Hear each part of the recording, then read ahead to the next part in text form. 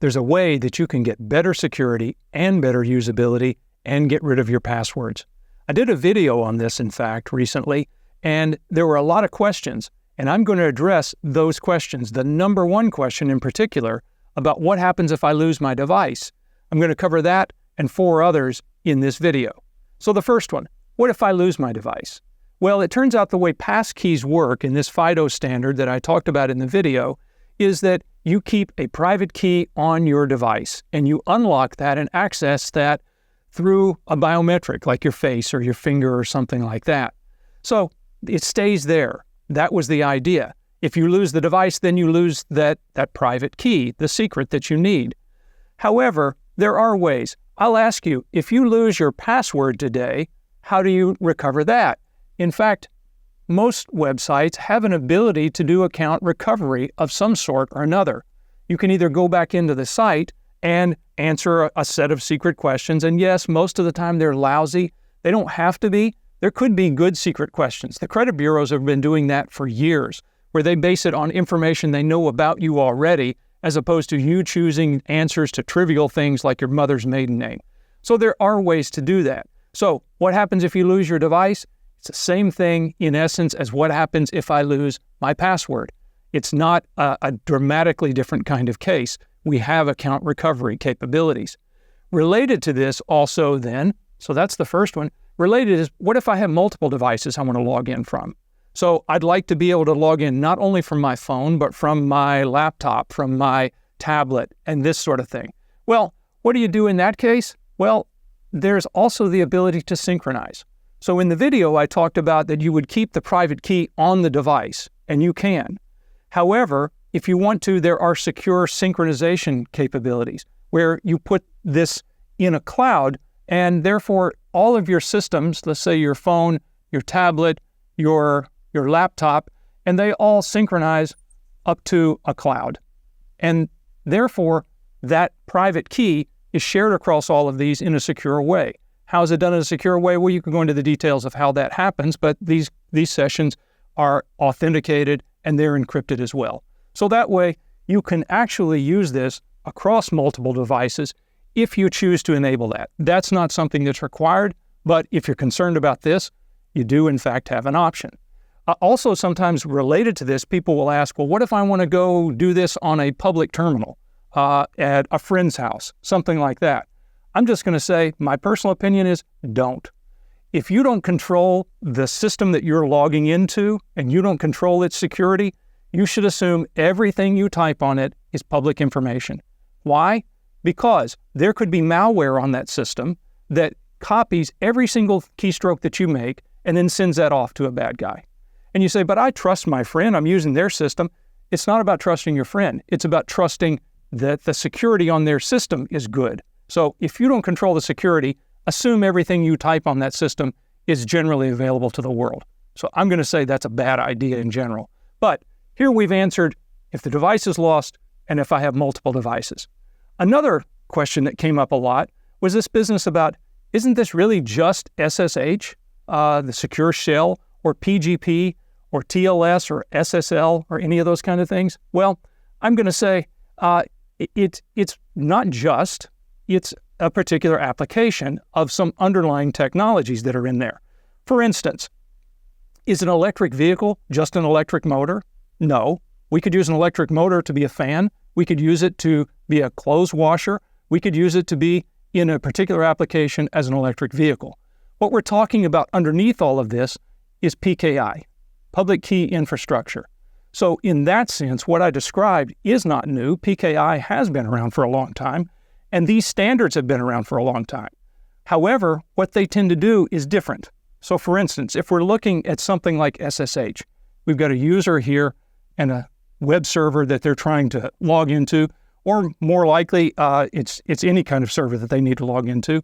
So what SSH is really concerned with is creating a secure connection, a secure pipe.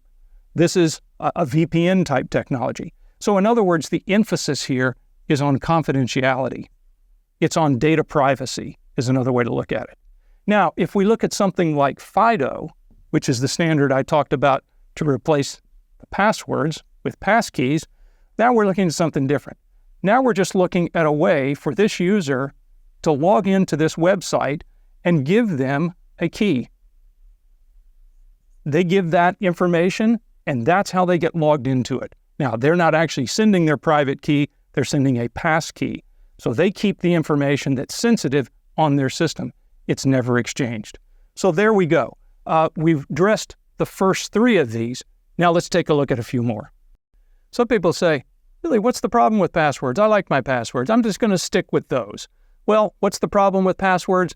I'm going to tell you, it's people. Because what will people do if you ask them to follow the rules for passwords? And the rules that we generally ask them to follow are that we want the password to be complex. That is so that it can't be easily guessed. We want the password to be unique. That is, we want it to be different across every different system. Because if I figure out what your password is on one system, I don't want to be able to have that so that they can get into every one of the systems. And we want them fresh. That is, changing constantly, because someone might be able to crack a password if given enough time. So if you take all of these things and ask these humans to actually do that, what will they do? I'll tell you what they do. They come up with exactly one password to every single system. They violate this one, and they usually violate this one by picking something that they can easily remember, which makes it therefore easy to guess. And they're not so wild about changing these all the time. So in fact, they end up not following any of these rules.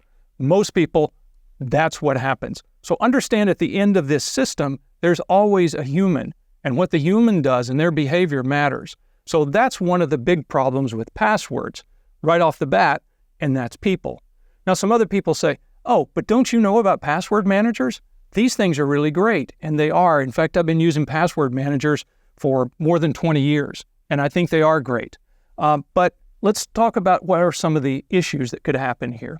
I'm going to suggest to you, so if we have a password manager, so we'll depict this as holding a bunch of different passwords.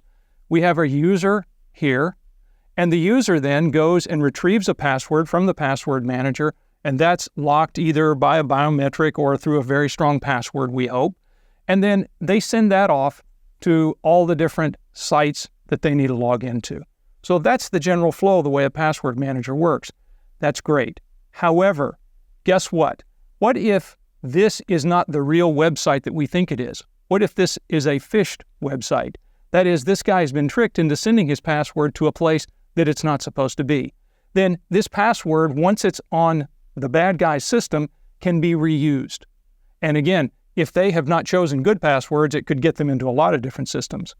There are other ways that this could be a breach. So one of those breaches, as I said, is a phishing attack, where the credentials are phished. Another is a password database breach on this side of the equation. So what do I mean by that?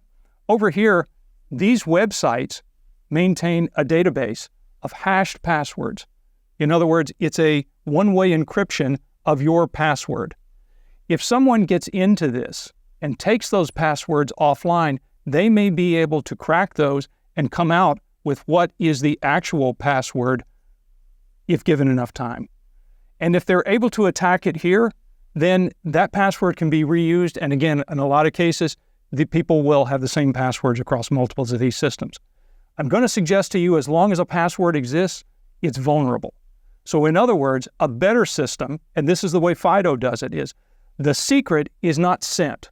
The secret stays on your device, with the exception of these kinds of use cases that I mentioned where you might synchronize it across devices. But during the authentication flow, the secret stays on your device.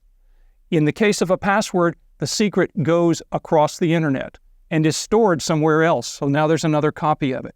Therefore, the attack surface just got larger. So I'm going to suggest to you it's much better if you have a system where the secret stays on the device. The pass key is not the private key. The pass key is something that is time-bound. A password is not. A password can be reused again and again and again.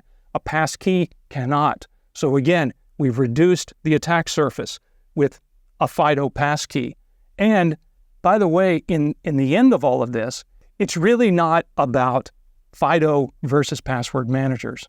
In fact, most of the good password managers support Fido already today, in addition to passwords. So you have your choice. And I would just say, when you get a choice, choose Passkeys. This literally happened to me yesterday. I was logging into a major pharmaceutical website in order to get a vaccination scheduled, and it said, would you like to switch to using Passkeys? And I said, absolutely, I would like to, because that way I keep the secret on my device and I can still get to these other systems and do it in a much more secure, much more usable way. And it gave me a choice of using my password manager or using the capabilities built in my operating system.